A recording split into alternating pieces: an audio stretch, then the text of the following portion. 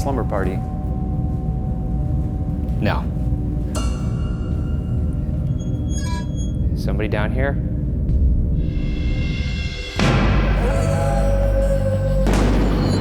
This week on BuzzFeed Unsolved, we investigate Eastern State Penitentiary as part of our ongoing investigation into the question, are ghosts real? Back in the day, this prison used to be quite the horrible place. Think we're gonna die here tonight? Well, I mean, look at it visually, it's a bit much. It's striking. Very spacious. Horrifying, chilling, just overall not good is how I would describe it, but you know. I hear bats. Cool. Should we just get this over with? I think so.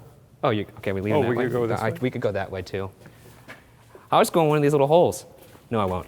On October 25th, 1829, Eastern State Penitentiary opened its doors as part of the reformatory Pennsylvania system.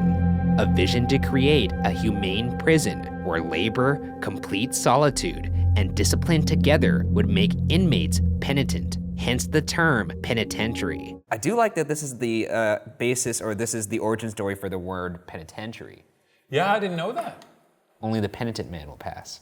Seems like at a certain point in history, they figured out that maybe locking someone in a dark room was bad for the brain. This was this part of history. Unfortunately, the prison went overboard in its definition of solitude. Initially designed to hold 250 prisoners, with Gothic architecture intentionally built to be intimidating to outsiders, the prison would use extreme measures to guarantee absolute solitary confinement. All prisoners stayed in their own cells and were not to interact with any other inmates. They also had extremely limited contact with prison guards and other personnel. Private outdoor areas were designed so inmates could exercise without interacting. Were they all wearing little striped? No, they all didn't look like the Hamburglar. This place was much more sinister. Think that guy ever got solitary? Yeah, but I always saw him as like a kind of funny little man. He's a fucking criminal, Ryan. Jesus Christ. He's stealing burgers. I don't know. Yeah, they're not his. Yeah, I do know when I try to steal your food, you get really upset, so. Well, wouldn't you? No, sharing is caring. Go fuck yourself. Inmates were allowed outside for 1 hour each day, and when they did leave their cells, hoods were put over their heads to prevent communication and knowledge of the layout of the prison. Their cells became their world. They worked in there, they ate in there, and they were not allowed to have any contact with the outside world, either in the form of letters, visits from family, or newspapers. All right, so this is cell block 1. This is one of the original 7 cell blocks when this prison was first constructed. Ironically, these like high vaulted ceilings are supposed to kind of like mimic church architecture. Yeah. To invoke a feeling of God or penance. Did it work? No, actually it just drove them mad. Yeah. You'll see that soon here. They would be locked in these cells, which you can see right here. There's an interior, and then they would close this. And this was for the purpose of enforcing silence so that they couldn't even see each other. All right, are you gonna go in there? Experience it? I guess. We'll give you, what, 2 minutes in solitary? Wait, what, me, just myself? Yeah, it's solitary, you gotta experience it. You gotta be solitary, it's right there in the name. That works, right? All right, good luck. 2 minutes? Oh God. Oh my God, I fucking hate this. I could see why this drove you mad. I don't think this was very nice or humane. What the fuck are you doing? Stop banging on the door, you dick. You gotta be quiet. This silence was enforced by prison guards, who for years faced allegations of abusing the prisoners, despite the system being created for the prisoners and guards to rarely interact. Some of the more grueling punishments included dunking inmates in a bath during winter, after which they were hung up on a wall so that ice formed on their skin. Nobody came around and... You know who actually came around? Charles Dickens. So Charles Dickens specifically was like, oh, I'm gonna go to America, see that prison. Why is that Australian? It always comes out Australian. You can try it again. Hello, I'm Charles Dickens. Holy shit. I'm here to see your prisoners. That sounded a little bit. Is that better? I was trying to go, I was leaning more toward Kane. If I use Kane as my touchstone, I can kind of... Kane? Michael. Caine. Oh, Michael Caine. Michael Caine. Oh, that's much easier. What was that prisoner got ice all over him? You got yourself a prisoner pop. In the mad chair, prisoners would be bound so tightly that their circulation was cut off, which sometimes left them permanently injured, and some say led to amputation in some cases.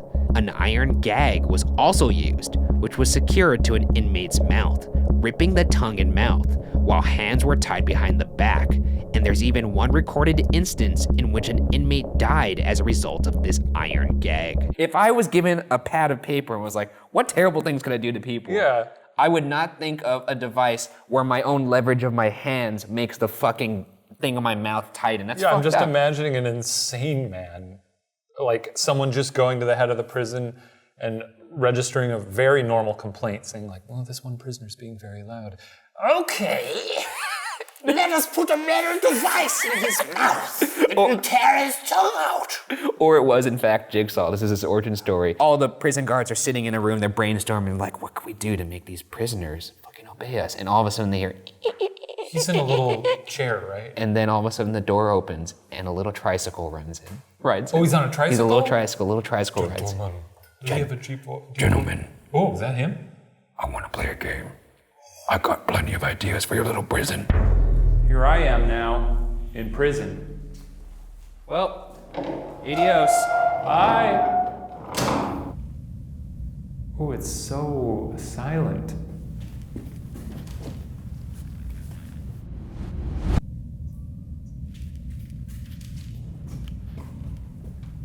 Somebody down here?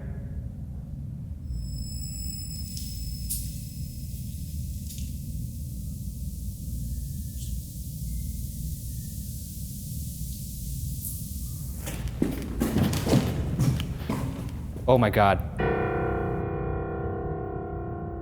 What are you doing? I don't know, there's something creaking down here. It sounds like someone trying to get out of the cell. Don't get scared by my long-legged friend. I heard you. Where are you? It's probably a raccoon. There was wood creaking down here. Down here is actually where the more period-accurate cells were. You could actually see the feeding holes. Where are you? We just want to see you. I'm not gonna freak out. Oh shit. Was that, stop. Was that you? You heard that, right? I heard it. Dude, this place.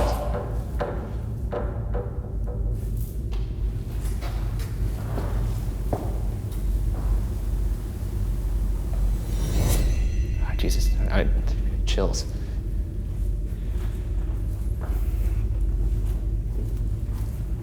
I know you're here.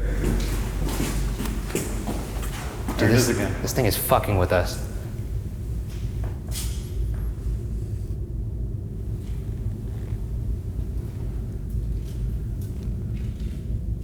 You see something?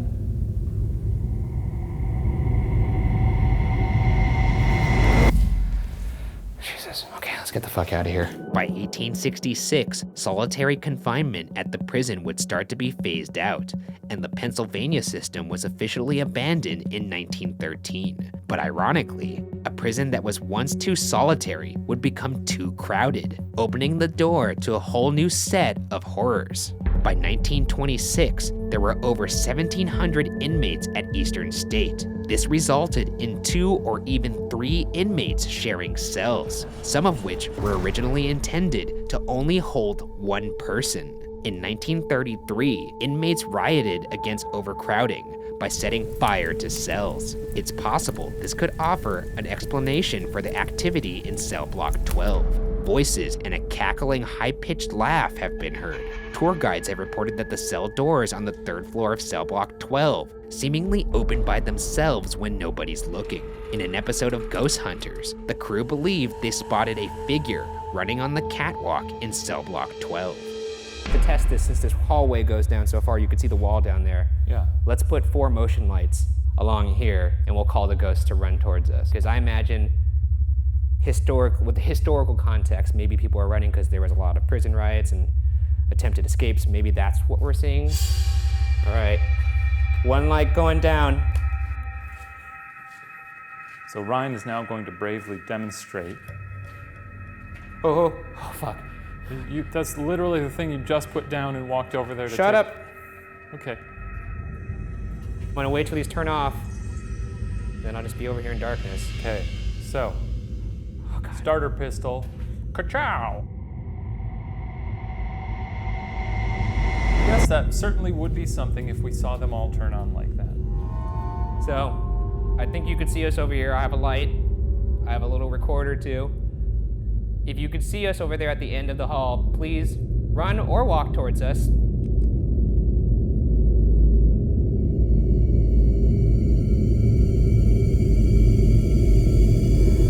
Oh! What the fuck is wrong with you? What? What did you see? Shut up. There are over 1,000 entries recorded in the prison's death ledger, a book that documents which inmates died and by what cause in the years that Eastern State was operating. A good portion of these deaths were from sickness, such as tuberculosis. Other deaths were due to suicide or even murder. One of those murders occurred in cell block 8 in cell 49, where an inmate named Joseph Havel stabbed his cellmate George Kopp to death with a pair of scissors. As you already know, there was a death ledger of over 1,000 deaths in here, in this prison, not this cell in particular. This is cell 49 in block 8. So this is the cell where Joseph Havel stabbed George Kopp to death with a pair of scissors. Now we're gonna, for the first time, use a gadget that's been requested for quite a bit and one I've always been interested in. It's called a spirit box. So basically it's a radio tuner that scans radio frequencies. And what it does is it scans the frequencies at a rate of 1500ths of a second. So every 1500ths of a second, it skips to a new channel, then a new channel, then a new channel. And what that does is it creates white noise that spirits are said to be able to manipulate to communicate with us. And who says this? Paranormalists. Uh-huh. It could be just radio interference that's coming through, but since it's scanning at such a fast rate, if there's words that are longer than a 1500ths of a second, Then we know. Then we know that that's a spirit talking to us. Yeah, it's gonna be very loud, watch your ears. What? How loud? Okay. All right, so I'm scanning at 150, so 1500ths of a second. Is there a Joseph Havel in here, or George Kopp? Either one of you. Joseph Havel, you stabbed George Kopp, why did you do that? If you forgot maybe your human name, just look at your ghostly torso. Whoa. What was that? Did you hear Get Out? Oh God, it's already happening. This is our first interaction with the spirit box. What do you think? Have a taste. I gotta be honest, the spirit box doesn't really compel me very much. It's, Do you not buy into the science of it? No. Well, what do you think about the fact that it's scanning radio frequencies at such a fast rate that if we hear more than one word, like 2 words or a sentence, that Or 2 vowels that put them together and suddenly you hear a word. Because you hear get out there, but really, go back to it. I'd like to hear it again. What was that? I'm saying that's at least 1 second. At least 1 second. That means 5 channels have to work together Sounds like to 2 make... channels. It sounds like... But I'm saying it has to be 5 channels working together to form that sound. We could up the speed. We go to 1/10 of a second. Crank it. Somebody got stabbed in here. What was your name? Say it. Oh fuck, did you? What did it say? I thought I heard George. All right. That was definitely longer than 1 word. I don't know what it said, but It said, are we done? it pretty clearly to me says, are we through? Which is 3 words. That was a joke that I made. No. And then it informed your opinion of it. No, it says it. Another active area is Block 15, the maximum security block, where there's reports of whispers and also a shadowy figure running. I wonder if these were to open the cells. Oh, yeah. Flip that switch. Do you think that's the murder switch? If there's anybody here with us right now, anybody from death row that wants to talk to us. At this moment, our audio recorder picks up what sounds like a distant scream. I heard a scream Yeah. on that side. Want to step in here? Sure. Here we are. What was that? Did you hear that? At this moment, our audio recorder picks up a bizarre sound. What was that? Did you hear that? An EVP has been heard on set, and it isn't by me. Yeah. Uh-oh. I mean, when we're on set, I try to actively give you whatever we can. This is embarrassing. This is embarrassing for you, I think. You're right, it is embarrassing. Shane Madej, leader of the Shaniacs, admitting to an EVP on set. This is, You got us. the SS Madej just took a crushing blow to the bow. And she's Shaniacs, taking, it's over. We're she's done. taking water. I don't think she's gonna make it. The most notable of Eastern State Penitentiary's inmates was notorious Chicago mob boss L. Scarface Capone. Capone spent about 8 months in this penitentiary between 1929 and 1930 for carrying a concealed deadly weapon. Unlike most inmates, Capone's cell was actually rather nice, containing paintings, a polished desk, a radio playing waltz music, and a softly glowing desk lamp. However, things weren't as comfy as they seemed for Capone. One of the crimes Capone was believed to mastermind was the Valentine's Day Massacre, which resulted in the death of 7 men, one of whom was a man known as Jimmy Clark. Capone's contemporaries inside Eastern State reported hearing Capone screaming and begging for someone named Jimmy to get out and leave him alone. Capone's cell has been restored to the state it was when he lived in it and can still be visited today. I'm a little disappointed that he's haunted. That he was haunted by things. I don't know, tough guy. Murdered a lot of people. Doesn't matter. No one's ghost proof. I'm ghost proof. You're not ghost proof. You're just an idiot that refuses to see proof. I'm ghost proof, baby. No, you're not.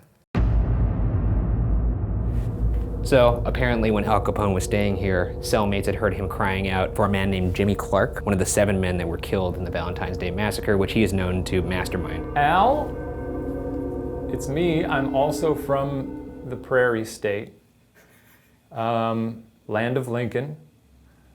If you're here, please let us communicate with you. We want to know if you, I guess we're asking a ghost if you were haunted by a ghost when you were here. We're asking if there's a double ghost situation. Yeah. Are you still haunted by the ghost of Jimmy, even though you yourself are now a ghost? Ryan? I'm sure that if a ghost died, if he died and then became a ghost, he would see Jimmy and they'd probably like hashed it out over a couple he was like, why'd you do that? Yeah. And then Jimmy was like, to be fair, a ghost can't haunt a ghost. It you doesn't did make any murder sense. me. Yeah, true, yeah. Yeah. All right, Al, I know this is gonna be weird, but you could use this box to talk to us. All right, Al.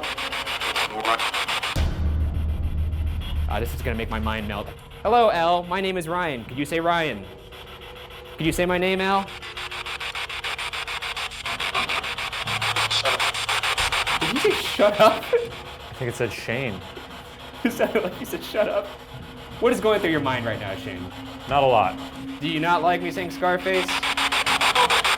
Oh, fuck. Did you say no? It sounded like no. Oh, no. My mind's already starting to melt. Oh, God.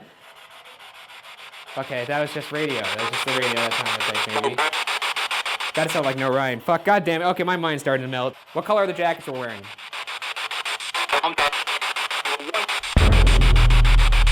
That sounded like more than one word. This is scanning through channels at a rate of 1500ths of a second. So in theory, that should be a voice of a ghost, not a radio. Brown and white. No, it's brown and white. He answered my question. Right now, the masses of the Shaniacs are scurrying into the darkness right now because they have no idea what's happening. They're seeing truth. Dude, that sounded like Look at These Two, but... That sounded like Will Smith. Is Will Smith dead? Has anyone checked the news? This prison also had its fair share of escape attempts.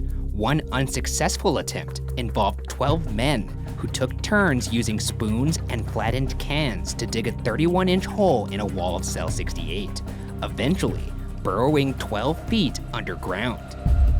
This is the entryway for the Great Escape that ultimately failed. But inside here, they took turns using little spoons and tools to... At this moment, our audio recorder picks up what sounds like a human whistle. There were people working at that prison when we were there. There was a maintenance man, and there was the lady who was helping guide us around to show us the place so we don't get lost. The lady was silent. The maintenance man, if I recall, was told to stop working and stay far away. I think this is obviously a ghost. I just thought you were raising your standards this season. This is the highest of standards here. It's pretty amazing. They took, like, I heard 30-minute shifts to just dig this tunnel. How the fuck did they do this in silence? One of them was probably like singing or playing jacks or something. What do you think he was? Not digging a tunnel in here, don't mind me, just a lot of noise. No more digging, just a lot of singing. Don't come in here and look around. Nothing weird going on in here. As these inmates were recaptured, they were moved to cell block 13, the punishment block, often referred to as the hole. The hole now consists of 4 solitary cells, measuring just 4 by 8 feet. Inmates would be locked in these dark, dank, and poorly ventilated cells for up to a month. This is the hole. Why does this happen so often? It ends with a hole or a pit. Well, I mean, this is the big bad cells of the entire prison. This is where they put people who were being punished. Okay. It's punitive isolation down here. All right. Oh, you're just hopping right into it. Well, it's a hole. What else can you do? Oh, shit. Oh, boy. I think I heard rats down here. I also read that they used to crank the heat up here so people would just sweat. Oh my God, this is awful. This looks like a place where a serial killer would keep his victims. Are these the cells? Yeah, I'd say so. This is where they punished probably the most brutal and violent criminals. The problem is if there's something that attacks us down here, I'm going to hit my head on the ceiling and my skull will smash. Well, that sucks. So should we go in there and do a little session? Yeah. Or, oh God. Yeah, I don't think there's an or in this situation. Oh, there is, and I don't like it, but I'm gonna suggest it anyway. What's that? In the spirit of maybe getting more evidence and something being not as scared, what if we went in there alone? Yeah, that's fine. I hate that you were so game for that. This is ill-advised. All right, if there are any unquiet spirits down here with some unfinished business, now would be the time to communicate. My heart's beating so fast right now. Oh, man.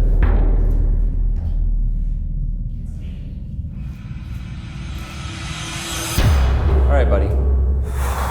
Keep your wits about you. Shut up. You're gonna hear a lot of little drip droppies, but those are just, the stalactites working overtime. Just get out of here so I can get this over with. Huh? Okay. It was fun to imagine people who have been in there in the past. Who is that?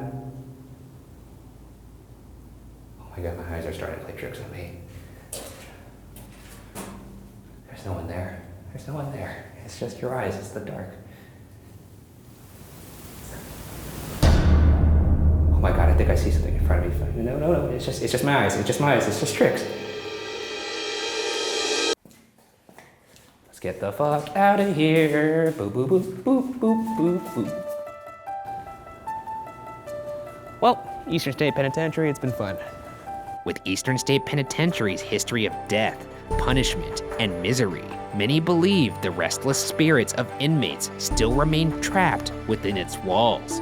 Having spent a night roaming its halls, I can't deny that we weren't alone. But whether or not Eastern State Penitentiary is definitively haunted will remain unsolved.